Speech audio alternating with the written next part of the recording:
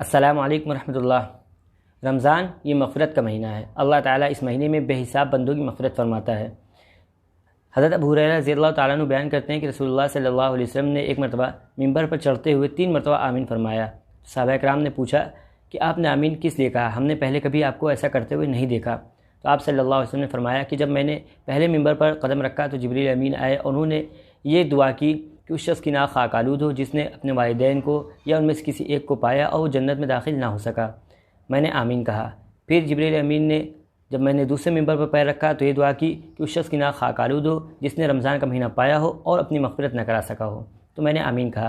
फिर जब मैंने तीसरे मिंबर पर पैर रखा तो जिब्रील अमीन ने दुआ की कि उस शख्स की नाक खाक आलूद हो जिसके सामने मेरा तज़किरा किया गया हो और उसने मुझ पर दुरूद न भेजा हो, तो मैंने आमीन कहा। इस हदीस में आप सल्लल्लाहु अलैहि वसल्लम ने रमज़ान की फ़जीलत बयान की है कि रमज़ान मग़फ़िरत का महीना है। अल्लाह ताला हम सब की मग़फ़िरत फ़रमाए। आमीन।